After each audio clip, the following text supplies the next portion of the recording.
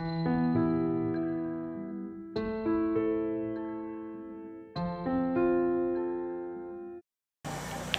are going to start trigonometry today. Trigonometry IIT point of view से बहुत important नहीं है, लेकिन ट्रिग्नोमेट्री हर जगह परेशान करेगा।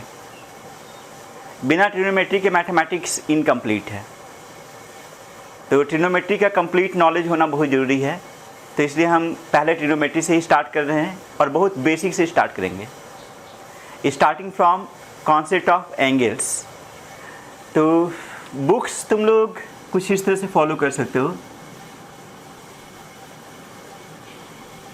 बुक्स के लिए जो क्लासिकल बुक है वो है एस.एल. लोनी। तो एस.एल. लोनी कॉन्सेप्ट के लिए ठीक है, प्रॉब्लम्स बहुत इजी है, ठीक है, लेकिन फिर भी कॉन्सेप्ट के लिए तुम एस.एल. लोनी पढ़ सकते हो, महंगा बुक नहीं है। इसके बाद स्कूल लेवल के लिए आर.डी. शर्मा बना सकते हो। तो स्कूल लेवल के लिए आर.डी. शर्मा बना लो, तो ट्रिग्नोमेट्री तुम आर.डी. शर्मा से बना सकते हो। और जेई के लिए आइदर गो फॉर सेनगेज और अरिहंत। तो जेई के लिए सेनगेज या अरिहंत बना लो, ठीक है। और कुछ हम असाइनमेंट भी देंगे, अगर असाइनमेंट देंगे तो तुमको सेनगेज और अरिहंत बनाने की जरूरत नहीं पड़ेगा, ठीक है। तो let us start trigonometry. Trigonometry में सबसे पहला कॉन्सेप्ट है एंगल का।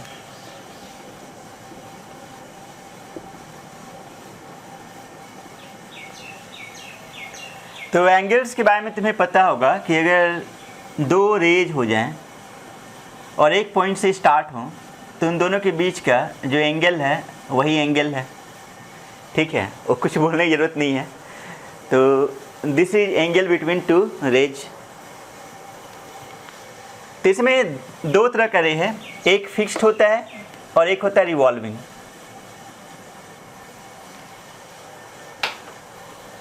एक फिक्स्ड रे है और एक क्या है, रिवॉल्विंग रे है।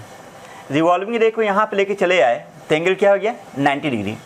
फिर ऐसे घुमाते जाओ घुमाते जाओ घुमाते जाओ, यहाँ पे क्या हो जाएगा, 180। फिर ऐसे लेके चले जाओ तो क्या हो जाएगा, 270। फिर यहाँ पे लेके चले आओ तो क्या हो जाएगा, 360। और फिर यहाँ लेके चले गए तो तुम्हारा एंगल कितना होगा। तो कुछ लोग बोलेंगे थीटा। मैं ये बोल रहा हूँ कि अगर हम लोग ऐसे घूमें और घूम करके दोबारा यहीं पे चले आएँ तो एंगल क्या होना चाहिए, तो angle should be 360 degree plus theta. अब एंगल थीटा नहीं होगा, एंगल क्या होगा, 360 प्लस थीटा। फिर एक रिवोल्यूशन और घूम जाओ तो अब जो एंगल होगा वो होगा 360 डिग्री इंटू 2 प्लस थीटा। अगर 3 रिवोल्यूशन घूम जाए तो एंगल होगा 360 डिग्री इंटू 3 प्लस थीटा। उस तरह से अगर n रिवोल्यूशन घूम जाए तो एंगल क्या होगा, 360 degree into n plus theta. अगर घूमते घूमते घूमते घूमते बहुत बार घूम जाए तो angle will tends to infinity. मतलब एंगल का वैल्यू अब इन्फिनिटी तक जा सकता है। एक और चीज़, यहाँ जो रिवोल्यूशन हो रहा है वो एंटी क्लॉकवाइज सेंस में हो रहा है। किस सेंस में हो रहा है, एंटी क्लॉकवाइज सेंस में। अगर रिवोल्यूशन एंटी क्लॉकवाइज सेंस में हो तो angle is taken as positive, ठीक है। तो एंटी क्लॉकवाइज सेंस में angle is taken as positive.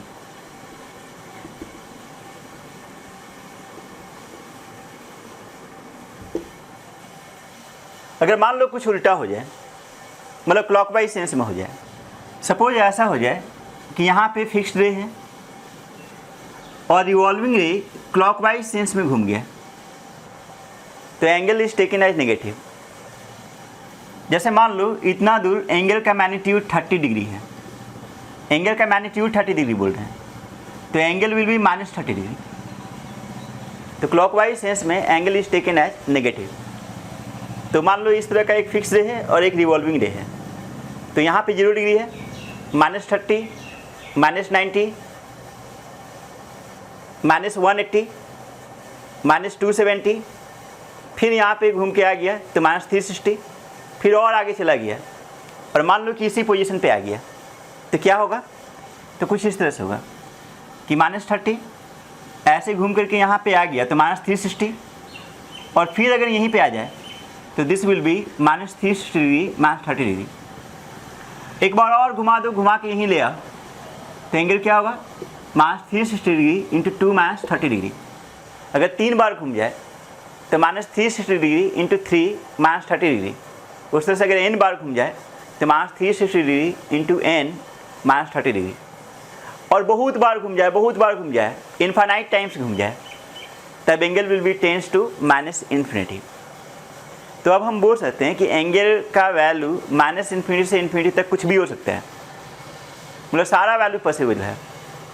मतलब ऐसा नहीं है कि एंगल का वैल्यू 0 से 360 डिग्री तक होगा। अब एंगल का वैल्यू -इन्फिनिटी से +इन्फिनिटी तक कुछ भी हो सकता है, ठीक है। तो यहाँ पे हम लोग देख रहे हैं कि क्लॉकवाइज सेंस में एंगल होगा नेगेटिव, ठीक है, और एंगल का वैल्यू -इन्फिनिटी से लेके +इन्फिनिटी तक कुछ भी हो सकता है, ठीक है। अब आगे हम लोग पढ़ेंगे अब एंगल को मेजर कैसे किया जाता है। तो एंगल को मेजर करने का बहुत सारा यूनिट्स है, जो बचपन से पढ़ते आ रहे हैं। उस यूनिट का नाम है डिग्री यूनिट, लेकिन ऐसा यूनिट होता है रेडियन। और भी बहुत सारे यूनिट्स होते हैं, जैसे एक यूनिट होता है ग्रेड सिस्टम।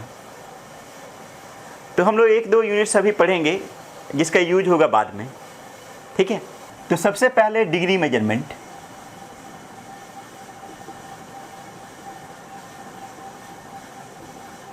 तो मान लो कि एक राइट एंगल है, तो तुम लोग बचपन से जानते हो कि 1 राइट एंगल इज 90 डिग्री।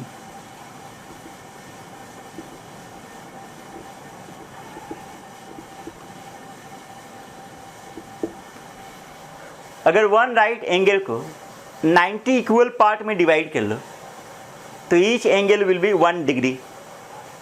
तो 1 डिग्री बहुत छोटा एंगल होगा, लेकिन 1 डिग्री को फर्दर अगर 60 इक्वल पार्ट में डिवाइड कर दें तो each part is known as 1 minute.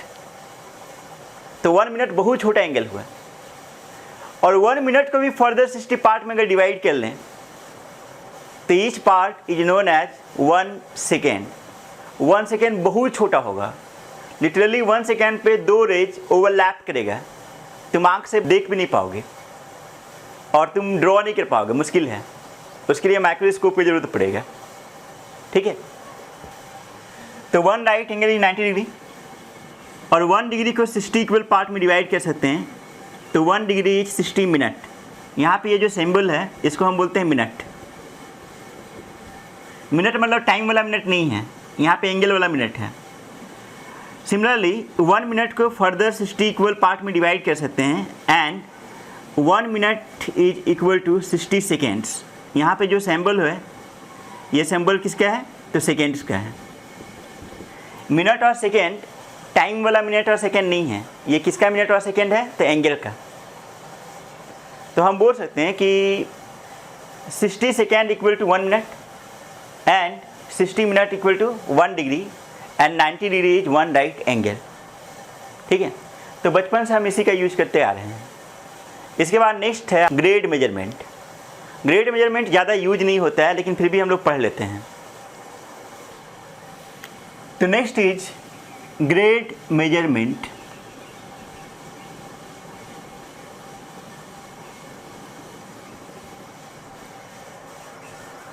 Grade measurement में 1 right angle is taken as 100 grades.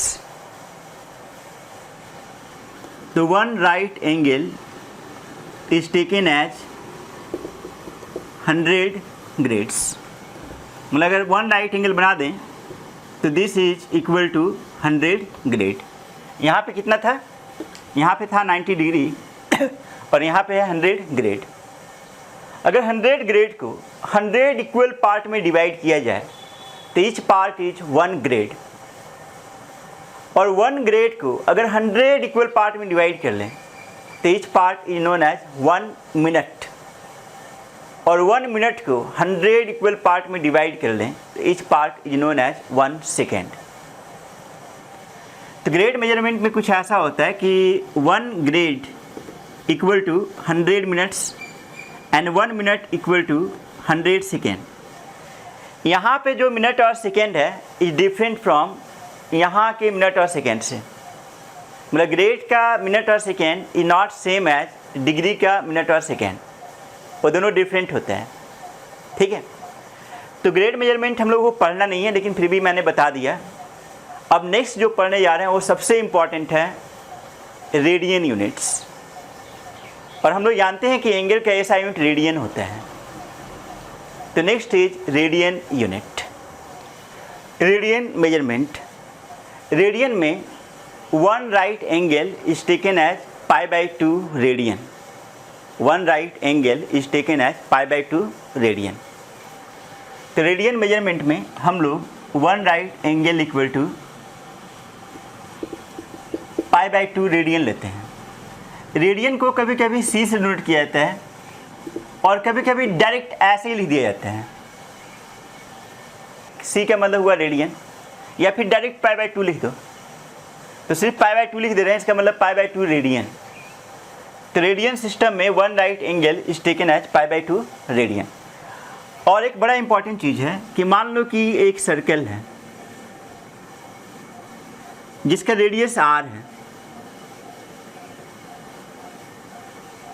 और मान लो कि इसका 2 रेडियस सेंटर पे एंगल बना रहा है थीटा, और इसका सर्कुलर आर्क है l। मतलब ये जो आर्क है इसका लेंथ क्या है, l है, रेडियस r है, और ये आर्क सेंटर पे एंगल थीटा बना रहा है। तो एक बड़ा इंपॉर्टेंट फॉर्मूला है थीटा इक्वल टू L/r। यहाँ l क्या है, तो आर्क, और r क्या है, रेडियस। तो theta is arc upon radius. लेकिन एक बड़ा इंपॉर्टेंट चीज़ है कि थीटा इज इन रेडियन। यहाँ थीटा डिग्री यूनिट में नहीं होता है, थीटा किस यूनिट में होता है, तो रेडियन यूनिट में होता है। ठीक है, इस फॉर्मूला का हम लोग ज़बरदस्त यूज करने वाले हैं पूरे फिजिक्स में, पूरे मैथमेटिक्स में। तो थीटा एल और आर में रिलेशन होता है theta equal to arc upon radius. अगर मान लो कि एक आर्क लिए जो कि सेंटर पे 90 डिग्री एंगल बना रहा है, एक आर्क लिए जो सेंटर पे कितना एंगल बना रहा है, 90 डिग्री, या बेस्ट बोलो एक राइट एंगल बना रहा है। तो इस आर्क का लेंथ कितना होगा तुम बता सकते हो? अगर रेडियस r है और एक आर्क सेंटर पे राइट एंगल बना रहा है, तो उस आर्क का लेंथ क्या होगा? तो सर्कल का सर्कमफ्रेंस कितना होता है, 2πr। और ये जो आर्क है सर्कमफ्रेंस का 1/4 है। तो सर्कमफ्रेंस का अगर 1/4 हुआ तो इसका लेंथ क्या होगा? तो इसका लेंथ होगा 2πr/4। ठीक है, तो लेंथ उसका हुआ 2πr/4, मतलब कि πr/2। ये मिला लेंथ। मतलब अगर इतना बड़ा आर्क लें तो इसका लेंथ है πr/2।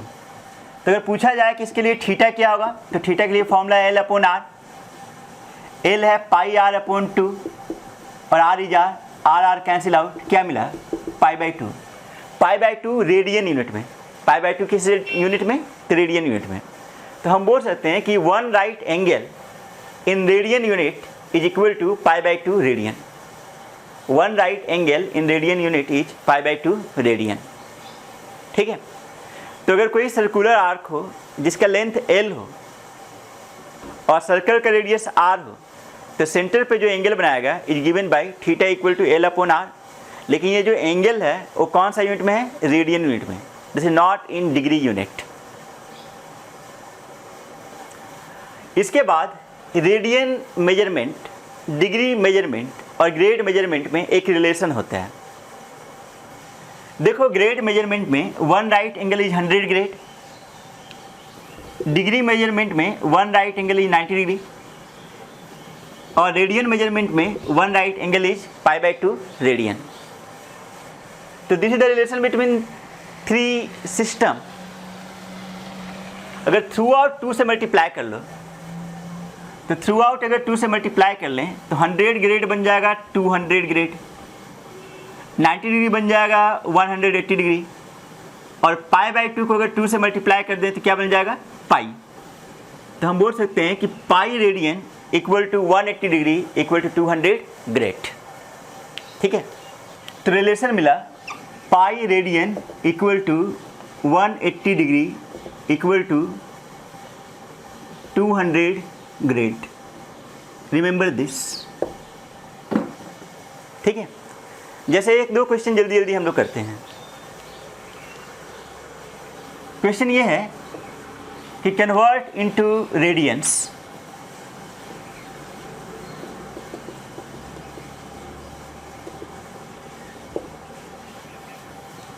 पहला क्वेश्चन है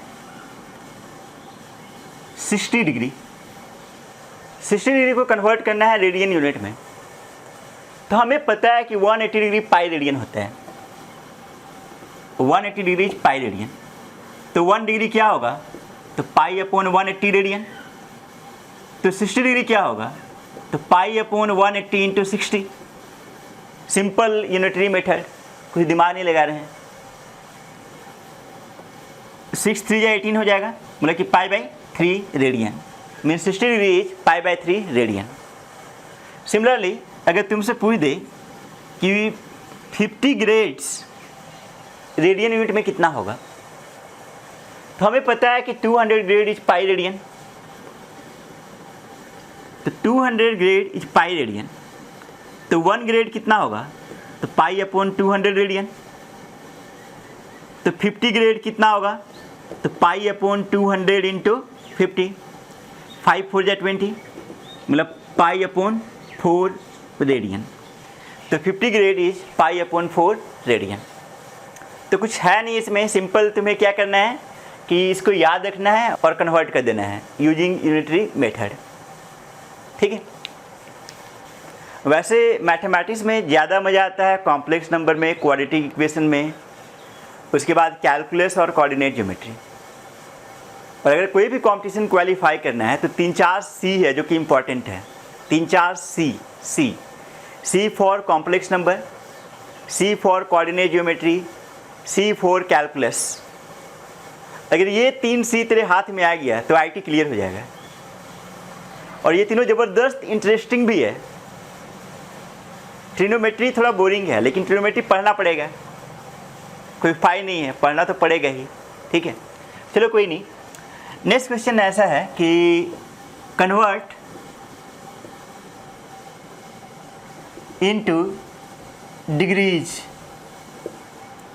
पहला क्वेश्चन है पाई अपॉन 4 रेडियन। तो रेडियन से डिग्री में कन्वर्ट करना है। हमें पता है कि पाई रेडियन इज 180 डिग्री, तो पाई रेडियन 180 डिग्री होता है। तो पाई अपॉन 4 रेडियन कितना होगा? तो 180 अपॉन 4 डिग्री, जो कि मिलेगा 45 डिग्री। तो pi upon 4 radian is 45 degree. Next problem तुमसे पूछा कि what is 150 grade in degrees. तो हमें पता है कि 200 ग्रेड इज 180 डिग्री, तो 200 ग्रेड इज 180 डिग्री। तो 150 ग्रेड कितना होगा? तो 180 अपॉन 200 इंटू 150। यहाँ पे हम लोग क्या किए हैं? यूनिटरी मेथड, अब डायरेक्ट लिख दिए। अब तुम थोड़ी ना क्लास 9 या 10 के स्टूडेंट हो कि 200 ग्रेड क्या पता है कि 180 डिग्री वैल्यू है, तो पहले 1 ग्रेड के लिए निकालेंगे और फिर 150 के लिए निकालेंगे। डायरेक्ट 150 के लिए निकालो। तो डायरेक्ट 150 के लिए क्या करेंगे? तो 180 अपॉन 200 इंटू 150। सिंपल है, तो ये यूनिटरी मेथड ही। अब देखो 5 4 जा 5 3 जा, इधर 45 टाइम्स में होगा, तो मिलेगा 135 डिग्री। तो 150 ग्रेड इज 135 डिग्री। ठीक है, तो सिंपल कन्वर्जन तुम्हें आना चाहिए कि how to convert into radian and how to convert into degrees. Grade वाला नहीं आएगा क्वेश्चन, ठीक है, वो बस मैंने ऐसे ही बता दिया है। ठीक है, तो हम लोग सिंपल डिग्री से रेडियन में, रेडियन से डिग्री में कन्वर्ट कर सकते हैं। अगर तुमसे ये क्वेश्चन पूछ दिया जाए कि 1 radian is how much degrees, 1 radian equal to कितना डिग्री होता है, ठीक है, तो हमें पता है कि पाई रेडियन इज 180 डिग्री, ठीक है, कि पाई रेडियन इज 180 डिग्री।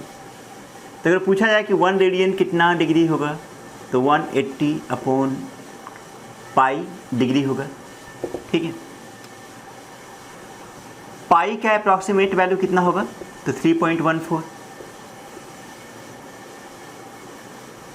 इसको सॉल्व करोगे तो अप्रॉक्सीमेट वैल्यू आएगा 57.3 डिग्री। तो 1 radian is approximately 57.3 degree. Radian को सी से डिनोट किए हैं।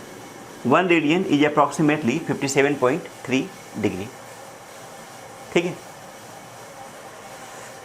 57.3 डिग्री मतलब 60 डिग्री से थोड़ा सा कम होगा। वैसे एज पर डेफिनेशन हम लोग जानते हैं कि theta equal to L upon R होता है। अगर एल इक्वल टू आर हो जाए, अगर एल इक्वल टू आर हो जाए तो थीटा इक्वल टू क्या मिलेगा? 1 रेडियन। इसका मतलब ये हुआ कि अगर एक सर्कुलर आर्क लें सच दैट कि length of arc is equal to length of radius, तो आर्क सेंटर पे जितना एंगल बनाएगा वो एंगल क्या होगा? तो 1 रेडियन। यहाँ एल इक्वल टू आर होना चाहिए। तो अगर length of arc equal to radius then angle made by this arc at the centre is 1 radian. और 1 रेडियन 60 डिग्री से थोड़ा सा कम होगा, मतलब उसका अप्रॉक्सीमेट वैल्यू होगा 57.3 डिग्री। ठीक है, तो 1 रेडियन का अप्रॉक्सीमेट वैल्यू 57.3 डिग्री है। Keep this in mind. ठीक है, वैसे 1 रेडियन डिग्री में एग्जैक्टली कितना होगा तो कोई नहीं बता सकता है। कोई नहीं, क्यों नहीं बता सकता है?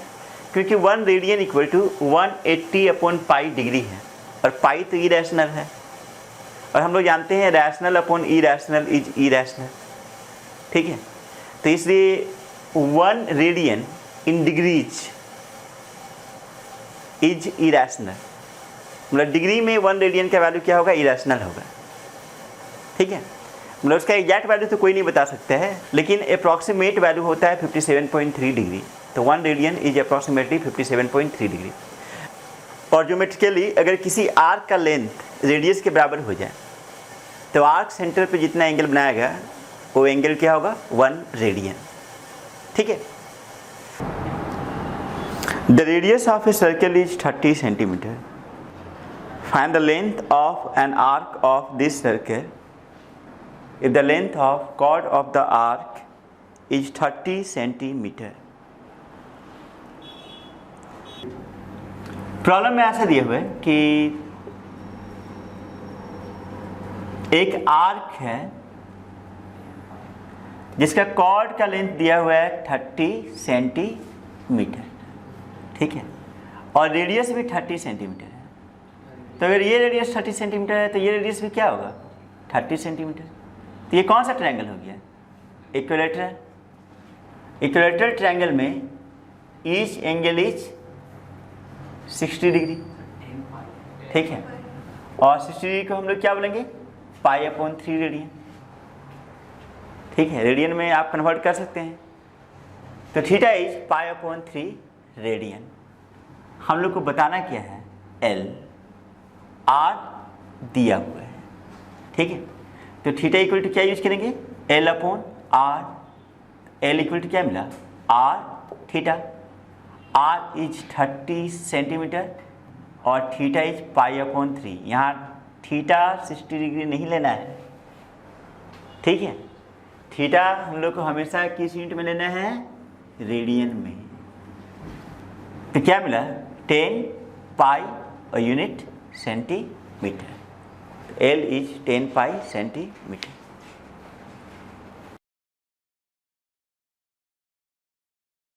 A wheel makes 360 revolutions per minute. Through how many radians does it turn in 1 second? ठीक है, कोई भी व्हील अगर एक कंप्लीट रिवॉल्यूशन लगा दे तो कितना डिग्री से घूम जाएगा? 360 डिग्री। 360 डिग्री मतलब कि 2 पाई रेडियन। ठीक है, एक बार पूरा घूम जाए तो एक रिवॉल्यूशन में कितना रेडियन से घूम जाएगा? 2 पाई रेडियन से। तो 1 रिवॉल्यूशन बोल सकते हैं 2 पाई रेडियन हुआ है। ठीक है, अब क्वेश्चन में ऐसा दिया हुआ कि 1 मिनट में कितना रिवॉल्यूशन हो रहा है? 360 रिवॉल्यूशन। और हमसे मांगा क्या है?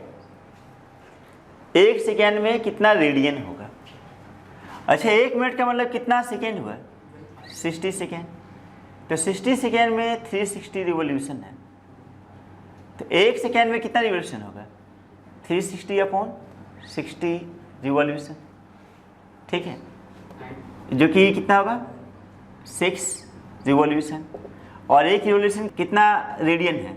2 पाई। तो 6 रिवॉल्यूशन का मतलब क्या होगा? 6 × 2 पाई रेडियन, मतलब कि 12 pi radian. This is the answer. ठीक, find the angle in radians through which a pendulum swings if its length is 75 centimeter and the tip describes an arc of length 15 centimeter. इस problem में क्या दिया हुआ है? एक simple pendulum है जिसका लेंथ कितना है? 75 सेंटीमीटर, और ये स्विंग कर गया कितना लेंथ से? 15 सेंटीमीटर। तो बताना है कि थीटा कितना। तो ये जो 75 सेंटीमीटर है वो किस चीज़ का रोल कर रहा है? आर का। और ये जो 15 सेंटीमीटर है वो किस चीज़ का रोल कर रहा है? एल का। और थीटा बताना है, तो theta is L/R। L is 15, R is 75, तो 1/5। और यूनिट अगर देना चाहें तो क्या लिखेंगे? Radian. This is not 1/5 degree. ठीक है, डिग्री में कन्वर्ट करना है तो करने आता है हम लोग को। नेक्स्ट प्रॉब्लम लिखो। If the arcs of the same length in 2 circles subtend angles 65 degree and 110 degree at the center, find the ratio of their radii.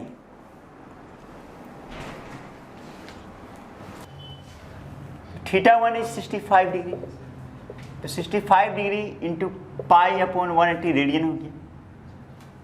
θ2 कितना है? 110 डिग्री, तो 110 इंटू π/180 रेडियन हुआ। L1 L2 दोनों का सेम ही दिया हुआ है, आर्क लेंथ दोनों का सेम दिया हुआ है, लेकिन R1 R2 नहीं पता है। हम लोग को बताना क्या है? R1 is to R2। R1 बोलने का मतलब पहला का रेडियस, R2 मतलब दूसरा का रेडियस। ठीक है, तो हम लोग जानते हैं कि थीटा इक्वल टू क्या होता है? L/R। तो R इक्वल टू क्या लिखेंगे? L/θ। L दोनों का सेम है, तो बोल सकते हैं R थीटा के इनवर्सली प्रोपोर्शनल है। R थीटा के क्या हुआ? Inversely proportional. मतलब अगर R1 is to R2 बताना है तो θ is to θ1 होगा, θ2 is to θ1 होगा। R1 is to R2 मतलब कि θ2 is to θ1 होगा। L अपने आप कैंसिल हो जाएगा क्योंकि L दोनों का क्या है? सेम। देखो ये चीज़ जान करके रखो। अगर मान लो y equal to some mx है, तो y1 is to y2 करना है, तो ये क्या होगा? x1 into x2, जहाँ m कोई कांस्टेंट है। m क्या है? कांस्टेंट। लेकिन अगर ऐसा हो जाए y इक्वल टू m/x हो जाए, तो y1 is to y2 equal to क्या होगा? x2 is to x1, जहाँ m क्या है? कांस्टेंट। ये चीज़ दिमाग में रखना, ये बहुत जगह काम आएगा। y equal to mx, m constant, तो y1 is to y2 equal to x1 is to x2। लेकिन x डिनोमिनेटर में रहे तो y1 is to y2 equal to x2 is to x1। ठीक है, तो यहाँ पे r इक्वल टू L/θ है। L कांस्टेंट है, दोनों का सेम है। L दोनों का क्या है? सेम है। तो R1 is to R2 equal to θ is to θ1। ठीक है, θ2 क्या है? तो 110 इंटू π/180। θ1 क्या है? 65 इंटू π/180, π/180 कैंसिल आउट, तो 110 और 65 5 से कैंसिल करा सकते हैं, तो ऊपर क्या बचेगा? 22 और नीचे 13। इसके बाद थीटा इक्वल टू L/R का यूज होता है एस्ट्रोनॉमी में, बेसिकली फिजिक्स में। थीटा इक्वल टू L/R का यूज होता है फिजिक्स में। जैसे मान लो कि दिस इज मून और यहाँ पे तुम हो, या बोल सकते हैं तुम्हारा आँख है, ठीक है। यहाँ पे क्या है, तुम्हारा आँख है और ये क्या है, मून है, ठीक है। तो मून हमें इतना बड़ा नहीं दिखता है, छोटा ही दिखता है। मैंने ऐसे ही इतना बड़ा दिखा दिया है, इतना बड़ा तो दिखता नहीं है, ठीक है। चलो थोड़ा छोटा बना देते हैं।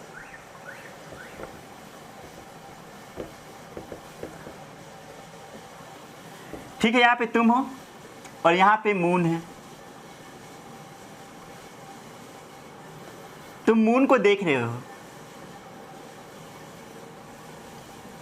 ठीक है, तुम मून को देख रहे हो।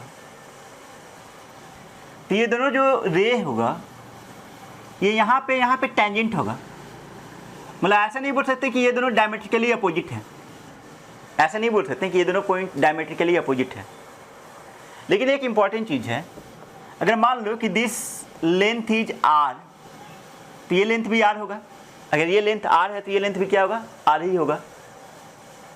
थोड़ा मोड़ा ज्योमेट्री तुम जानते ही हो, ठीक है।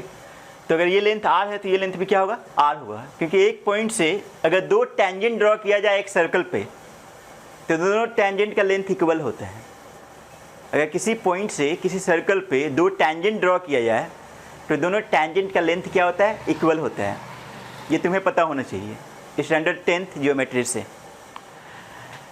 तो इस पॉइंट से अगर हम दो टेंजेंट ड्रॉ कर दिए तो दोनों टेंजेंट का लेंथ इक्वल होगा। और मान लो कि दिस लेंथ इज आर, ठीक है।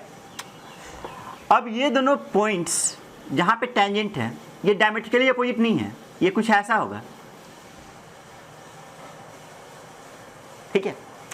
लेकिन मून का डिस्टेंस अर्थ से कितना है, तो बहुत लार्ज डिस्टेंस है, वो छोटा डिस्टेंस नहीं है। वो डिस्टेंस क्या है, बहुत लार्ज है। अगर वो बहुत लार्ज हो गया तो लिटरली हम ये ऐसा बोल सकते हैं कि ये जो पॉइंट है एकदम टॉप पे होगा और ये जो पॉइंट है वो एकदम बॉटम पे होगा। तो ऐसा बोल सकते हैं कि this is diameter of the moon, ठीक है। ये जो लाइन है ये क्या है, डायमीटर ऑफ द मून है। हम क्या बोल रहे हैं, ये किस कंडीशन में है, क्योंकि ये डिस्टेंस बहुत लार्ज है, ये डिस्टेंस बहुत लार्ज है। तो हम लिटरली बोल सकते हैं, लिटरली नॉट एक्चुअली, तो हम लिटरली बोल सकते हैं कि this length is equal to diameter, ठीक है। मान लो कि यहाँ पे आई पे जो एंगल बन रहा है this is equal to theta, ठीक है। और मान लो कि डायमीटर का लेंथ है एल। इस केस में भी we can use theta equal to L upon R, लेकिन थीटा रेडियन यूनिट में होना चाहिए। थीटा किस यूनिट में होना चाहिए, रेडियन यूनिट में होना चाहिए। अब तुम तुरंत क्वेश्चन एराइज करोगे कि theta equal to L upon R circular arc के लिए होता है। यहाँ पे ये तो सर्कुलर आर्क है नहीं, ये तो एक स्ट्रेट लाइन है।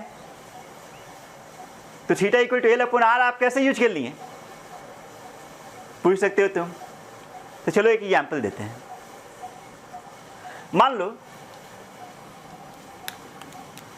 एक बड़ा सा सर्कल है, खूब बड़ा सर्कल है, ठीक है। एक बड़ा सा सर्कल है और इस सर्कल में दो पॉइंट लो जो कि नियर बाई हो। इस सर्कल में दो पॉइंट लो जो कि नियर बाई हो। अगर उन दोनों पॉइंट्स को ऑब्जर्व करें तो हम देख सकते हैं कि ये जो डिस्टेंस है, ये जो लाइन है, ये एक स्ट्रेट लाइन है। हम ऐसा बोल सकते हैं कि this is a straight line. मतलब सर्कल का पार्ट है लेकिन वो रफली स्ट्रेट लाइन ही है। मतलब कि सर्कल का एक छोटा सा लेंथ कंसीडर किया जाए तो स्ट्रेट होता है। तो हम ऐसा बोल सकते हैं कि इस वाले एग्जाम्पल में ये जो रेडियस आर है, या ऐसा बोल सकते हो कि ये जो डिस्टेंस आर है ये तो बहुत बड़ा है। तो इसको सेंटर मान करके अगर हम एक सर्कल ड्रॉ करें आर रेडियस का, एक सर्कल ड्रॉ करें आर रेडियस का, तो बोल सकते हैं कि उस सर्कल में ये straight line portion circular arc होगा। तो इसलिए हम लोग यूज कर सकते हैं theta equal to L upon R. अगर समझ में आ गया तो ठीक है, अगर नहीं समझ में आ रहा तो बस मान लो कि अगर मून का डायमीटर एल दिया हुआ है और मून का अर्थ से डिस्टेंस आर दिया हुआ है तो use theta equal to L upon R. ठीक है, वैसे theta equal to L upon R इसलिए यूज कर रहे हैं क्योंकि डिस्टेंस बहुत लार्ज है, और लार्ज डिस्टेंस पे अगर कोई स्ट्रेट लाइन हो तो उसको हम एज्यूम कर सकते हैं सर्कुलर आर्क है। फिर से कि अगर लार्ज डिस्टेंस पे कोई स्ट्रेट लाइन हो तो उसको एज्यूम कर सकते हैं कि वो क्या है, एक सर्कुलर आर्क है। ठीक है, तो इसलिए हम लोग यहाँ पे यूज कर रहे हैं theta equal to L upon R. ठीक है, मान लो कि यहाँ पे कोई आदमी है, उसका आँख है। ठीक है, या ऐसा बोल सकते हैं कि अर्थ पे किसी पॉइंट से किसी प्लैनेट को ऑब्जर्व कर रहे हैं, किसी प्लैनेट को ऑब्जर्व कर रहे हैं। ठीक है, और प्लैनेट अर्थ से 10 किलोमीटर डिस्टेंस पे है। ये जो प्लैनेट है अर्थ से कितना डिस्टेंस पे है, 10 किलोमीटर पे। और प्लैनेट अर्थ पे एंगल बना रहा है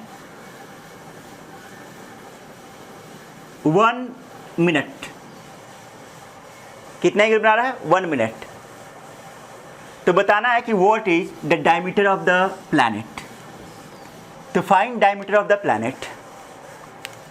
तो देखो डिस्टेंस दिया हुआ है 10 किलोमीटर, तो इसको हम लोग रेडियस मान सकते हैं, मतलब आर, और इसका डायमीटर का लेंथ मान लो एल। तो हम लोग को यूज करना चाहिए theta equal to L upon R. L बताना है, थीटा दिया हुआ है लेकिन किस यूनिट में दिया हुआ है, तो डिग्री यूनिट में दिया हुआ है। मिनट बोला है और कुछ नहीं बोला, मतलब ग्रेड नहीं, कौन सा, डिग्री। ठीक है, तो 1 मिनट दिया हुआ है डिग्री यूनिट्स में, तो पहले कन्वर्ट करो उसको किस यूनिट में, रेडियन यूनिट में। तो कैसे कन्वर्ट करेंगे, तो सबसे पहले 1 मिनट को डिग्री में कन्वर्ट करो। 1 मिनट कितना डिग्री होगा, तो 1 मिनट होगा 1/60 डिग्री, क्योंकि 60 मिनट होता है 1 डिग्री। तो अगर 60 मिनट 1 डिग्री होता है तो 1 मिनट क्या होगा, 1/60 डिग्री। ठीक है, अब डिग्री को हम लोग कन्वर्ट कर सकते हैं रेडियन में। तो पता है कि 180 डिग्री इज पाई रेडियन, तो 1/60 डिग्री क्या होगा, तो पाई/180 इंटू 1/60। तो 1/60 डिग्री हो गया पाई/180 इंटू 1/60 रेडियन, मतलब थीटा आ गया। थीटा आ गया तो वी कैन कैलकुलेट एल, क्योंकि आर भी पहले से पता है। ठीक है, तो हम लोग बोल सकते हैं L equal to R theta. R है 10 किलोमीटर और थीटा है पाई/180 इंटू 1/60। अब इसको कैलकुलेट करना है। इस 10 को तुम ऐसे लिख दो 10⁸ इंटू 100। ठीक है, और 1/60 इज 1/60। पाई का अप्रॉक्सीमेट वैल्यू होगा 3.14, 180 इज 180, 0 0 0 0 कैंसिल हो गया। ठीक है, इधर 10⁸ है, 10⁸ को फिर लिख दो 10⁶ इंटू 100। ठीक है, 18 6 जो 108 होता है, और इधर है 3.14। अब इसके बाद हम कुछ बदमाशी करेंगे। देखो क्या बदमाशी करते हैं, 100 और 108 को कैंसिल कर दो। वैसे 100/108 का अप्रॉक्सीमेट वैल्यू होना चाहिए 10/11, अप्रॉक्सीमेट वैल्यू बोल रहे हैं। ठीक है, तो हम क्या किए कि दोनों को उड़ा दिए, ज़बरदस्ती उड़ा दिए। ठीक है, और इधर 3.14 है, 3.14 को थोड़ा सा कम कर दे रहे हैं, 3 कर दे रहे हैं, तो इसका अप्रॉक्सीमेट वैल्यू होगा 3 इंटू 10⁶ किलोमीटर, क्योंकि क्वेश्चन में किलोमीटर दिया हुआ है। तो जो डायमीटर होगा वो अप्रॉक्सीमेटली होगा 3 इंटू 10⁶ किलोमीटर। ये अप्रॉक्सीमेट वैल्यू लिख रहे हैं, एग्जैक्ट वैल्यू नहीं। ठीक है, इसके वैल्यू कैलकुलेटर से कैलकुलेट करके देखो। कैलकुलेटर से इसका वैल्यू है 2.9 इंटू 10 का पावर 6 और मेरा आंसर आया है 3 इंटू 10 का पावर 6। तो 2.9 और 3 में बहुत ज़्यादा डिफरेंस नहीं है, ठीक है। तो अब हम लोग स्टैंडर्ड 11th में आ गए हैं, अप्रॉक्सीमेशन कर सकते हैं। कोई ज़रूरी नहीं है कि तुम एग्जैक्ट कैलकुलेशन करो, ठीक है। चलो इसी तरह का एक सिंपल क्वेश्चन और बनाते हैं, एकदम एग्जैक्टली ऐसा ही क्वेश्चन, ठीक है, बस नंबर्स डिफरेंट होंगे। Find the length which at a distance of 5280 meter will sustain an angle of 1 minute at the eye। हम लोग जानते हैं 1 डिग्री इक्वल टू कितना मिनट होता है, 60 मिनट। तो 1 मिनट इक्वल टू क्या लिखेंगे, 1/60 डिग्री, ठीक है। और डिग्री को अगर रेडियन में कन्वर्ट करना है तो क्या करेंगे, π/180 रेडियन हो गया, ठीक है। थीटा आ गया। आर पता है, बताना क्या है, एल। तो theta is L/R। L equal to क्या मिला, R theta. R is 5280, theta is π/60 into 180। 0 0 cancel out, 6 से कैंसिल होगा ये, 6 8 या 48 और फिर 48, ठीक है। 4 से कैंसिल आउट हो जाएगा, 45 22, तो 22 π/45 मीटर। लेकिन आंसर दिया हुआ है पॉइंट में आंसर दिया हुआ है, ठीक है। तब इसमें क्या करो, 22 है, पाई का अप्रॉक्स वैल्यू क्या होगा, 3.14/45। देखो हम कुछ बदमाशी करते हैं, देखो ध्यान दो। 22 इंटू 2 कितना होता है, 44, काट दो। 44 से एकदम थोड़ा सा ज़्यादा है। 45 क्या होता है, 44 से एकदम थोड़ा सा ज़्यादा है। तो 2 बार में नहीं कटेगा, 2.0345 कुछ आएगा, 2.1 भी नहीं होगा। 2.1 में 45 से ज़्यादा भाग जाएगा, ठीक है। 2 से 3.14 को काटो, 1.57, ठीक है। लेकिन यहाँ 2 थोड़ी ना है, 2 से थोड़ा सा बड़ा है, तो 1.57 नहीं होगा, 1.57 से थोड़ा सा कम होगा। तो हम आंसर दिए 1.56 मीटर, ठीक है।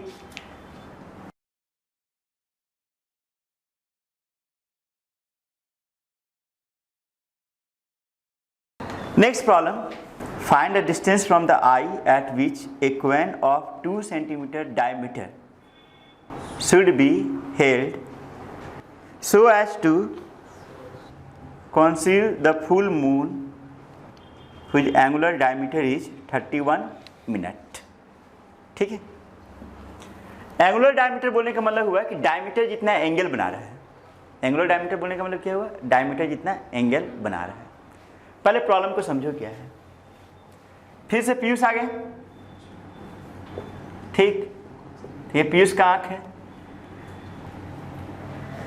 फुल मून के दिन छत पे चढ़ गए, ठीक है, और मून को देख रहे हैं।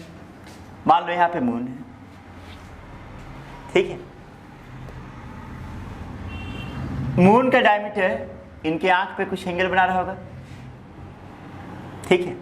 ये जो एंगल दिया हुआ है प्रॉब्लम में वो कितना है, 31 मिनट, ठीक है। अब एक कॉइन लेके आए। कॉइन को अगर बहुत दूर रख दें तो कॉइन के बाहर मून दिखेगा। अगर कॉइन को आँख के पास लाना शुरू करें तो मून ढकना शुरू होगा। ऐसे लाते एक डिस्टेंस आएगा जहाँ पे मून कंप्लीटली ढक जाएगा। उसके और सामने लेके आ गए तो और ढक जाएगा, ठीक है।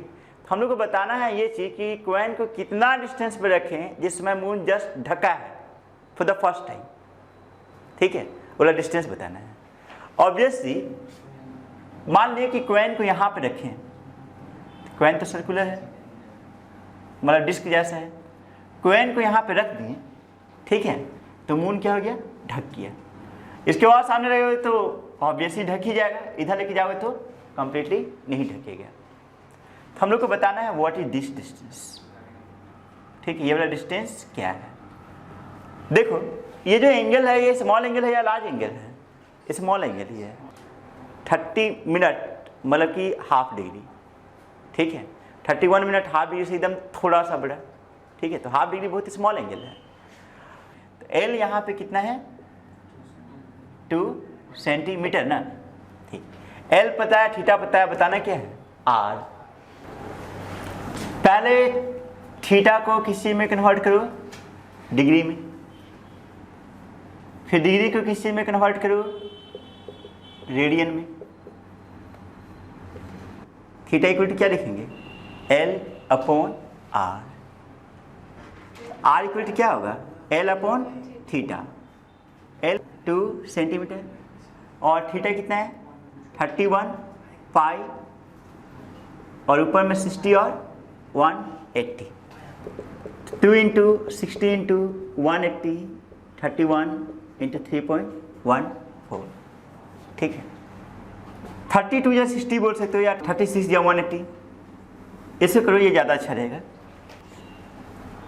ये 3.14 है, ठीक है, 6 6 36, 36 दूना 72, ठीक है, 720 अपॉन 3.14, ठीक है। तो 3.14 है, सिर्फ 3 रहता तो 3 दूना 6, ठीक है, 3 चौक 12 और फिर यहाँ पे क्या मिलता है 0, मतलब 240 करीब आता है, लेकिन उससे तो कम है ना, ठीक है। तो 220 के करीब हम लोग मान लिए, कुछ भी 220 सेंटीमीटर, ठीक है, अप्रॉक्स वैल्यू। आंसर दिया हुआ है 2.217 मीटर। तो सेंटीमीटर को मीटर में कन्वर्ट कर सकते हैं, तो आंसर क्या मिला, 2.2 मीटर।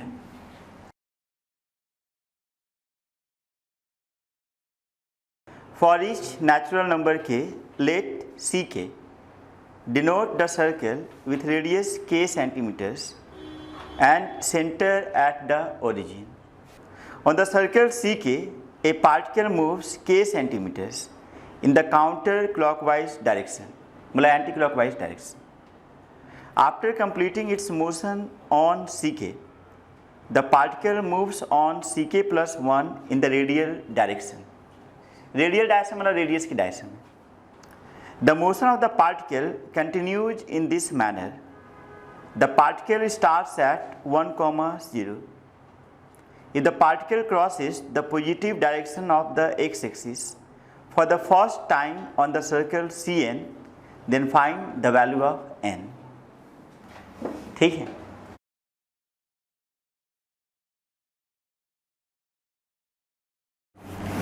x-axis, y-axis, ओरिजिन, ठीक है। इस क्वेश्चन में बहुत सारा कंसेंट्रिक सर्कल्स है, बहुत सारा, ठीक है, कितना पता नहीं।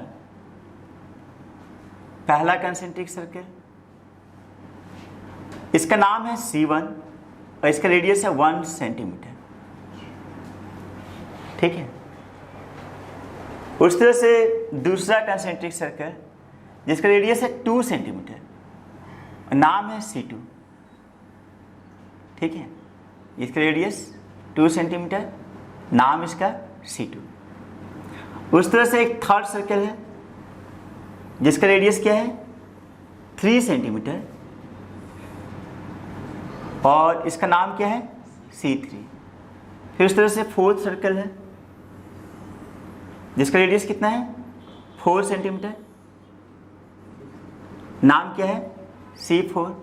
इस तरह से बहुत सारे सर्कल्स है, कितना पता नहीं, ठीक है। इसमें लिखा हुआ है CK का मतलब ऐसा सर्कल जिसका रेडियस K सेंटीमीटर है, ठीक है, और के यहाँ पे क्या है, कोई भी नेचुरल नंबर। नेचुरल नंबर कहाँ से स्टार्ट होता है, 1 से। नेचुरल नंबर 1 से स्टार्ट होता है। अगर के का वैल्यू 1 हुआ तो C1 होगा, उसका रेडियस क्या होगा, 1 सेंटीमीटर। के का वैल्यू 2 हुआ तो C2 होगा, उसका रेडियस क्या हो गया, 2 सेंटीमीटर। सबका सेंटर कहाँ पे है, ओरिजिन पे। ठीक है। अब क्वेश्चन में क्या दिया हुआ है, एक पार्टिकल है जो स्टार्ट हुआ 1,0 पे। 1,0 बोलने का मतलब क्या हुआ, x कोऑर्डिनेट 1, y कोऑर्डिनेट 0। ठीक है। तो एक पार्टिकल 1,0 पे स्टार्ट हुआ। 1,0 यहीं पे क्यों ले रहे हैं, इधर या इधर क्यों ले लिए, इसका रेडियस कितना है, 1, तो 1,0 यहीं आएगा ना। ठीक है, मतलब 1 सेंटीमीटर 0 पे स्टार्ट हुआ और फर्स्ट सर्कल पे ये 1 सेंटीमीटर एंटी क्लॉकवाइज में मूव किया, 1 सेंटीमीटर। ठीक है, तो 1 सेंटीमीटर ये एंटी क्लॉकवाइज से मूव किया। उसके बाद यहाँ से रेडियस के डायरेक्शन में दूसरा सर्कल पे चला गया। और सेंटर से अगर एक लाइन ज्वाइन कर दें तो इसी के डायरेक्शन में क्या, कहाँ पहुँच गया, दूसरा सर्कल पे। ठीक है, दूसरा सर्कल का रेडियस क्या है, 2 सेंटीमीटर। और इस सर्कल पे पहुँच करके कि 2 सेंटीमीटर फिर मूव कर गया। ठीक है, कितना सेंटीमीटर मूव कर गया, 2 सेंटीमीटर इस सर्कल पे। किस सेंस में, एंटी क्लॉकवाइज सेंस। ठीक है, फिर यहाँ से रेडियस के डायरेक्शन में एक लाइन ड्रॉ किए तो इसके डायरेक्शन में ये फिर पहुँच गया थर्ड सर्कल पे। ठीक है, थर्ड सर्कल का रेडियस कितना है, 3 सेंटीमीटर। थर्ड सर्कल पे ये 3 सेंटीमीटर इधर मूव कर गया। ठीक है, कितना सेंटीमीटर इधर मूव कर गया, 3 सेंटीमीटर। और फिर रेडियस के डायरेक्शन में आगे बढ़ा और फिर फोर्थ सर्कल पे घूम गया, कितना, 4 सेंटीमीटर एंड सो ऑन। ठीक है, कभी ना कभी एक्स एक्सिस को फिर से क्रॉस कर जाएगा। तो जब एक्स एक्सिस को क्रॉस करेगा तो जिस सर्कल को क्रॉस कर रहा है उस सर्कल का नाम है CN। तो n का वैल्यू क्या होगा। अब हम लोग कुछ देखते हैं इसमें। मान लो this angle is θ1, this angle is θ2, this angle is θ3। ध्यान दो, θ1 किसके बराबर होगा, L/R। पहला सर्कल का L कितना है, 1 सेंटीमीटर और रेडियस भी कितना है, 1 सेंटीमीटर। θ1 कितना मिला, 1 रेडियन, डिग्री नहीं radian. 1 radian is approximately 57 degree, मतलब 60 डिग्री से थोड़ा सा कम। θ2 कितना होगा, सेकेंड सर्कल का आर्क कितना है, 2 सेंटीमीटर और रेडियस कितना है, 2 सेंटीमीटर। तो θ2 भी कितना मिला, 1 रेडियन। थर्ड सर्कल के लिए क्या लेंगे, 3 सेंटीमीटर अपॉन 3 सेंटीमीटर, कितना मिला, 1 रेडियन। फोर्थ सर्कल के लिए भी क्या होगा, 1 रेडियन। मतलब बोलना ये चाह रहे हैं, पहला सर्कल पे इधर घूमा तो 1 रेडियन घूम गया, दूसरा सर्कल पे घुमा तो फर्दर 1 रेडियन घूम गया, मतलब टोटल कितना रेडियन घुमा, 2 रेडियन। थर्ड सर्कल पे घुमा तब कितना रेडियन हो गया, 3 रेडियन। फोर्थ सर्कल पे घूम जाएगा तो 4 रेडियन। ठीक है, इससे nth सर्कल पे अगर घूमेगा तो कितना रेडियन से घूम जाएगा, n रेडियन। ठीक है, तो nth सर्कल पे अगर घूम जाए तो nth सर्कल पे हम लोग को कितना मिल जाएगा, n रेडियन। ठीक है, जैसे ही एक्स एक्सिस को क्रॉस करेगा तो उस समय तक कम से कम कितना एंगल घूम जाएगा, 2 पाई रेडियन। 360 डिग्री घूमेगा ना। अरे ऐसे ही घूमते जा रहा है, θ1 θ2 θ3 होते जा रहा है। जब यहाँ पहुँचेगा तो टोटल कितना एंगल हो जाएगा, 360 डिग्री। 360 डिग्री का मतलब कितना होता है, 2 पाई रेडियन। मतलब अगर एक्स एक्सिस को क्रॉस करना है मतलब कि 2 पाई रेडियन पार करना है। ठीक है, एक्स एक्सिस को क्रॉस करना है मतलब इसका मतलब क्या हो गया, 2 पाई रेडियन पार करना है।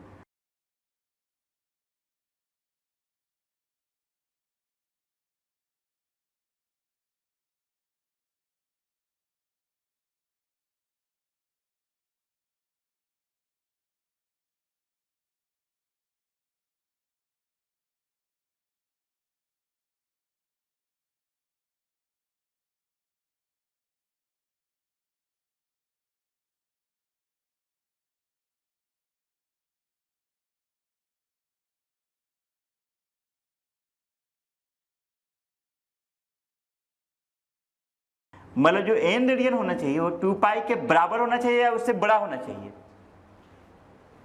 क्योंकि उसको क्रॉस कर जाना है, ठीक है। तो 2 पाई रेडियन के बराबर होना चाहिए, उससे बड़ा होना चाहिए। रेडियन रेडियन कैंसिल आउट, 10 क्या मिला है, ग्रेटर देन इक्वल टू 2 पाई। 2 पाई का अप्रॉक्स वैल्यू कितना मिलेगा, 6.28। 6.28 से बड़ा कोई नेचुरल नंबर कौन सा है, 7, ठीक है। तो इससे n का वैल्यू क्या लेंगे, 7। ऐसे भी देखो, पहला सर्कल पे कितना घूम गया, 1 रेडियन। दूसरा सर्कल पे पूरा मिला के 2 रेडियन। तीसरा सर्कल पे पूरा मिला के 3 रेडियन। छठा सर्कल पे कितना होगा, 6 रेडियन। 6 रेडियन 2 पाई से कम है। 6 रेडियन इज स्मॉलर देन 2 पाई। 2 पाई का वैल्यू कितना है, अप्रॉक्स 6.28। तो 6 रेडियन 6.28 रेडियन से कम है, मतलब वो एक्स एक्सिस को क्रॉस नहीं किया है। एक्स एक्सिस को क्रॉस करना है, इसका मतलब कौन सा सर्कल पे पहुंच गया होगा, 7वां सर्कल पे, 7th सर्कल पे, ठीक है। समझ में आया तो भी ठीक है, नहीं समझ में आया तो ये डिफिकल्ट क्वेश्चन था, इजी क्वेश्चन नहीं था, ठीक है।